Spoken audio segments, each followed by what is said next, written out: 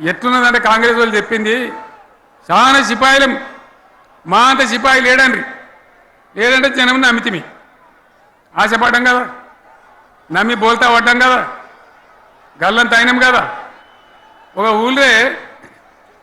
మొలక నాట్లేసే టైం వస్తే అలుకుడు చేస్తాను బడ్డాలుతాను మొలకకు అలుకుడు చేస్తాం కదా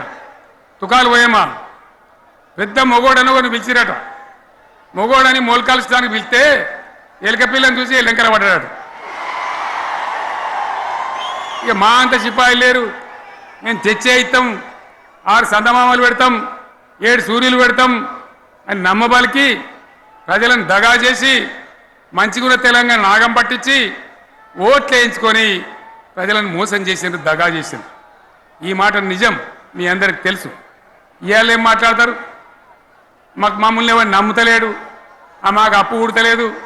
యాడికెళ్ళి తెచ్చేయాలి అని ఇప్పుడు మాట్లాడుతున్నాం అప్పుడేమో మాకు అపారమైన అనుభవం ఉంది మేము చేస్తామన్నారు ఒక్క మాట చెప్తున్నాం మిత్రులారా ఇక్కడ మనమే కాదు నా ప్రసంగం టీవీలలో వినేటువంటి కోటాను కోట్ల మందికి కూడా నేను మనవి చేస్తా ఉన్నా ఇంత మోసం ఉంటుందా ఇంత దగా ఉంటుందా ఓట్లయితే రాని అవతల పడదామని ముచ్చట్నా ఎంతవరకు ఇది కరెక్టు తెలంగాణ ఎంత మంచిగా పోయేది ఇప్పుడు బొందలు పడగొట్టినరా ఎంత ఘోరమైనటువంటి ఫలితం మనం చూస్తున్నాం ఇవాళ ఏం జరుగుతూ ఉంది మళ్ళీ అన్ని మోపైనాయి ఇక దుకాణం పెడతామన్నారు లొల్లు పెట్టిండ్రు బొబ్బ పెట్టిండ్రు ఇక ఓట్లయినాక ఎత్తడు తవ్వడు మోయాడు బాయి పడతాం జోరుగా చెప్తే 6 నెలల ఏమయ్యారంటే ఇక ఆయనతో రేపు అవుతుంది ఎల్లుండి అవుతుంది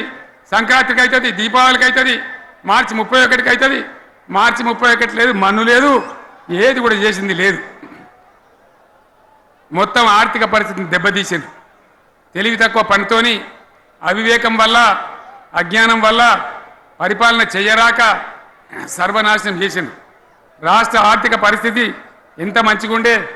ఎంత బాగా పోతా ఉండే మేము కష్టపడి కడుపు కట్టుకొని నోరు కట్టుకొని సంవత్సరానికి 10 నుంచి 15 వేల కోట్ల ఆదాయం పెంచినాం అనేక రివ్యూ మీటింగులు చేసినాం ఎంత బాగా తీసుకొని పోయినాం తెలంగాణను ఎట్లా తయారు చేసినాం ఆ విధంగా తీసుకొని పోయినాం ఇవాళ ఒక్క మాట మీరు అందరూ ఆలోచన చేయాలి ఇక్కడ ఉన్న వాళ్ళు కానీ నా మనసు బాధ అవుతుంది నా మనసు కాలుతుంది ఇబ్బంది అవుతుంది నా కళ్ళ ముందటనే తెలంగాణ ఇట్లా కావడం నాకు దుఃఖం కలిగిస్తూ ఉంది నేను ఆవేదనతో చెప్తున్నా ఈ మాట ఒక్క మాట మీరు అందరూ ఆలోచన చేయండి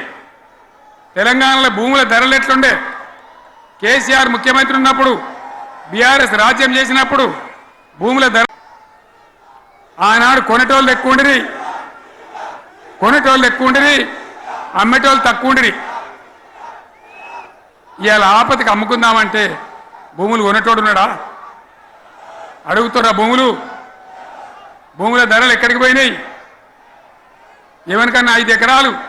డాంబర్ రోడ్డు పక్కకుంటే నేను 5 కోట్ల మనిషిని నేను కోటీశ్వరుని అనే ధైర్యంలో రైతులు ఉండరు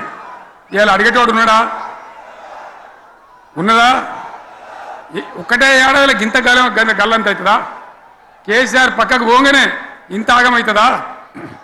ఇంకో మాట నేను అడుగుతా ఉన్నా కరెంటును 35 ఏళ్ళు బాధపడ్డాం నా బావి కాడ కూడా మోటార్లు కాలిని బీఆర్ఎస్ వచ్చినాక నేను ముఖ్యమంత్రి అయినాక ఒక్కటే ఏడాది బావులా దాన్ని చక్కగా చేసి 24 గంటల కరెంటు ఇయ్యలే నడవలే రెప్పపాటు కూడా కరెంటు పోకుండా 24 గంటల కరెంటు తేలేదా మరి మా అంత సిపాయి లేరంటే కేసీఆర్ మంచిగా ఇచ్చిన కరెంటు మీకెందుకు ఇయ్యే శాతం అయితే లేదు అని చెప్పి నేను అడుగుతా ఉన్నా తెలంగాణ ప్రజల పక్షాన్ని అడుగుతా ఉన్నా ఎందుకు ఇలా ప్రజల గోస ఉంచుకుంటా ఉన్నారు మళ్ళా మోటార్లు కాలుతున్నాయి ట్రాన్స్ఫార్మర్లు కాలుతున్నాయి లంచాలు పెరుగుతున్నాయి అది శాతం అయితే లేదా మళ్ళీ ఇలా తెలంగాణ పోవన్నా మోటార్ పెట్టడానికి ఏం దౌర్భాగ్యం ఇది ఎటువంటి శని నెత్తి మీద పెట్టుకున్నాం మనం మీరందరూ ఆలోచన చేయాలి భూముల ధరలు ఎటుపోయినాయి కరెంట్ ఎక్కడ ఎవడెత్తుకపోయా మిషన్ భగీరథ అసెంబ్లీలో నిలబడి ఛాలెంజ్ చేసిన నేను 5 ఏళ్ల లోపల ప్రతి ఇంట్లో నల్లా పెట్టి నీళ్ళు ఇవ్వకపోతే మళ్ళా ఎలక్షన్ల పార్టీ మేము నిలవడం ఓట్లు అడగము అని చెప్పిన నేను ఎవరు చెప్పాలి దమ్మున్నోడే చెప్పాలి చేసి చూపించినాం నడిపించినాం ప్రతి ఇంట్లో నల్లా పెట్టినాం కృష్ణా గోదావరి నీళ్లు తెచ్చి ప్రతి ఇంటి ముందర దుంకిచ్చినాం